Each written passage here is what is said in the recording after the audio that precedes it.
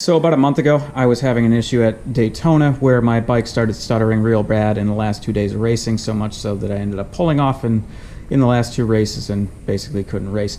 And the people that heard it said it sounded terminal, and one of the guesses that it could be is a burnt valve seat. So it's gotten me to start looking into things on a bike that I've been way too afraid to look at before. And so what I'm going to do in this video, because in true Matt tries to do things fashion, I didn't see any other videos on the internet of somebody actually pulling a valve out of an SV650, so I'm going to pull a valve out of an SV650 head here.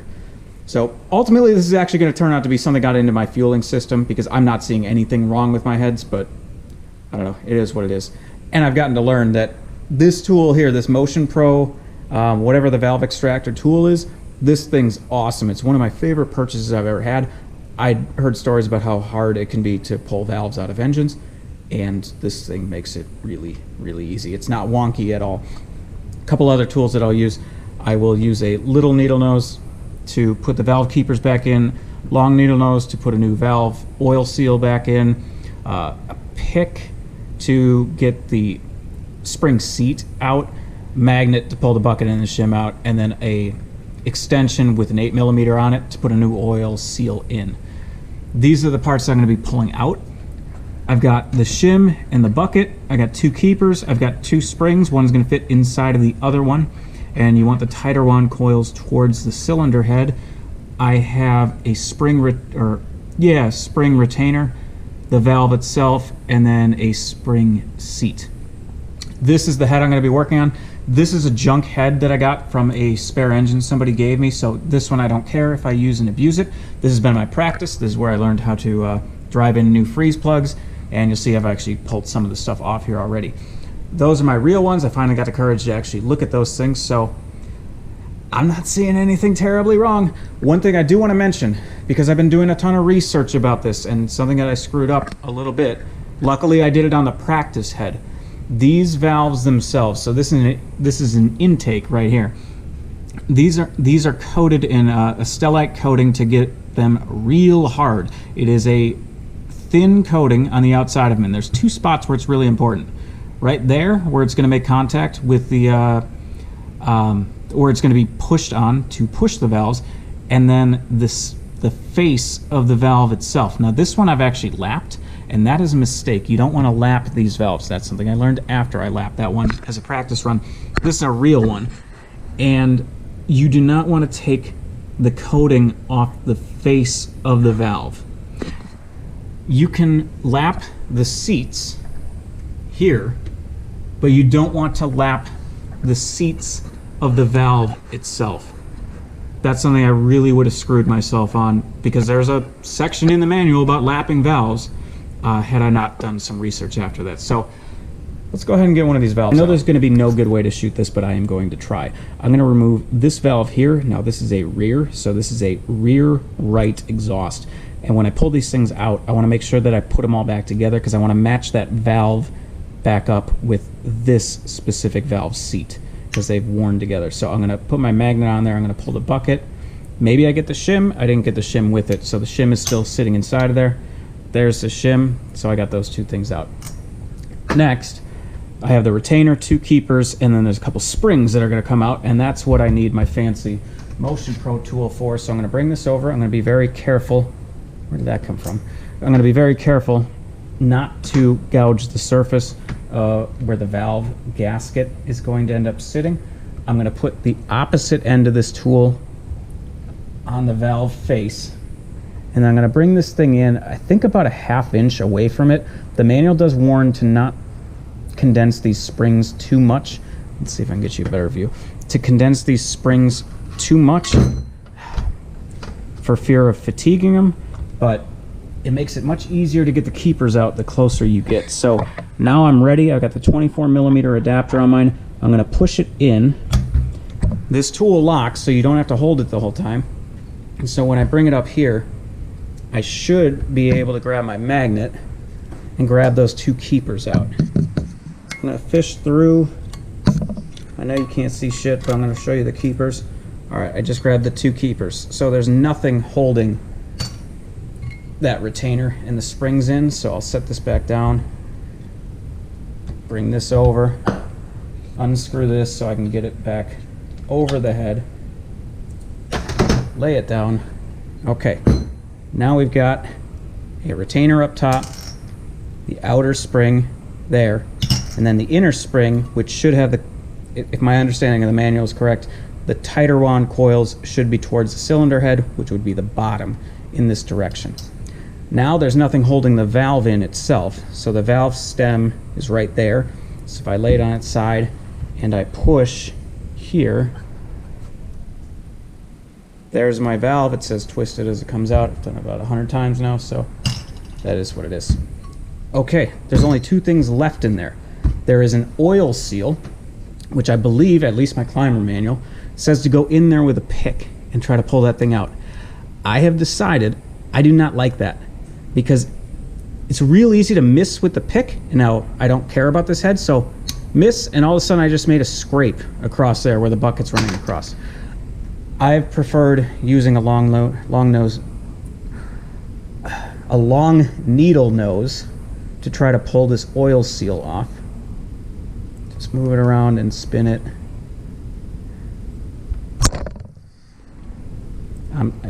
I'm grabbing the rubbery plastic part of it.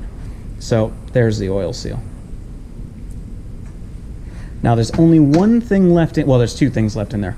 One, I'll show you on one where the seat's already been removed. That's the valve guide. The guide's pressed in. I assume it's pressed in from both sides. There is a way in the manual where it says you can have those checked. You need a hole gauge. Basically, you need a machine shop.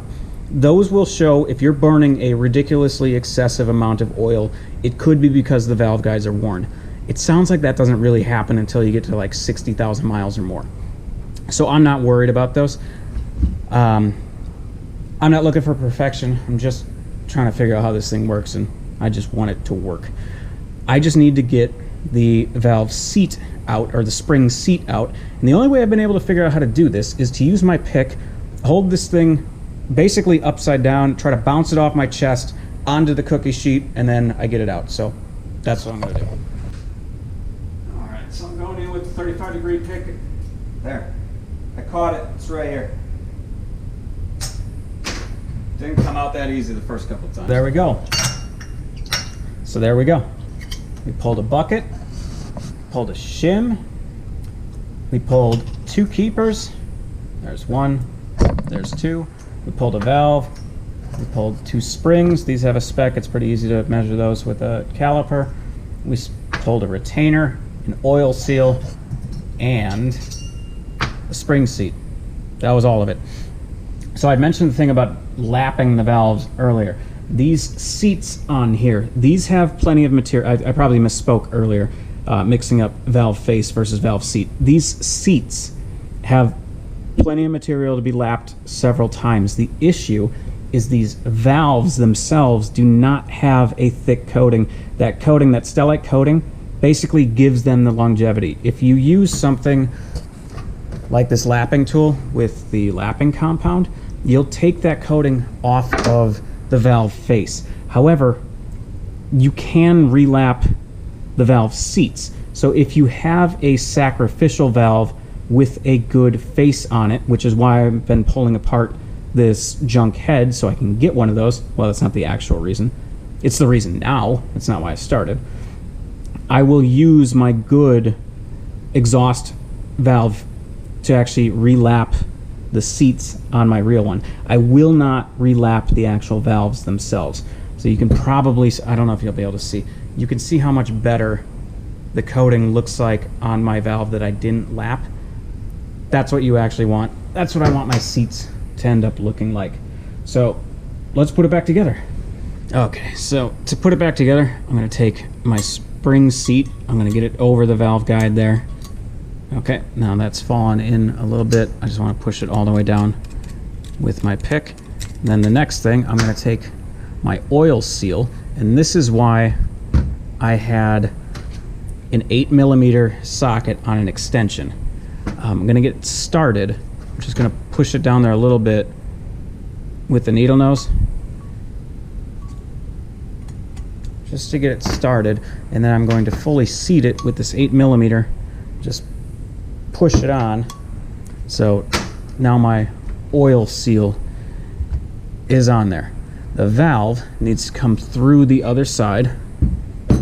So I'll come through this side.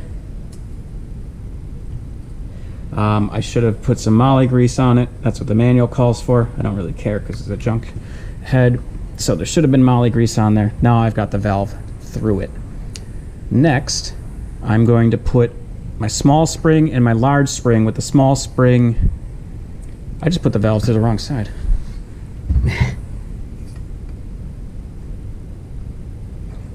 Okay, that's the correct side. I'll put the small spring on, and then the large spring is going to go over the top of it. And then I'm going to have the spring retainer to hold those two. Now the trickiest bit of this literal entire process, I need to push that retainer and the springs down far enough to be able to get these two keepers in there. So I found the best way, at least for me, to be able to do this is to put the compressor tool on, push it down pretty far, and then kind of stand it up like this so that I can use gravity to do it. So I'm going to get that pressed in, and then this will be impossible for me to show. But those keepers are going in. That I promise you. So I'm going to bring it even closer this time because the springs aren't compressed. I'll see if this looks like... Make sure I'm lined up. Let's see if that looks like... I don't think that's enough. I'm going to come in a little bit more. The further down you get, the easier it is. It's just my worry is about what the thing said about fatiguing the springs out. So this is where I'm going to rotate this thing 90. So it's like this. I'm going to do something with the keepers. I want to lay them half moon so I can get my needle nose underneath it and grab it, because I won't be able to grab these things later because I don't have a second set of hands. Maybe I can try to show this.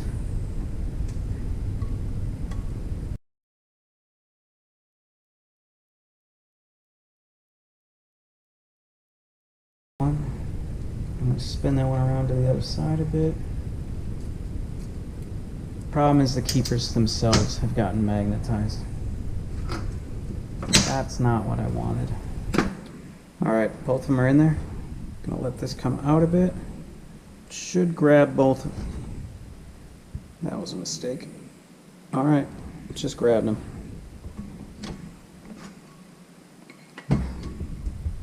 Wow, this turned into a clown show real quick. Might want to delete this video. In the famous words of Jane Cannery, every day takes relearning how to fucking live. Alright, so we've got a shim. That's going to go in here. And then make sure this thing is well lubricated. A bucket will go over the top of it. Don't fight it. If it's not going in, come back, re-lubricate it. You should get the bucket in. And that's a valve removed and put back in by somebody who doesn't know what they're really doing. So you watch this part. Thanks for watching.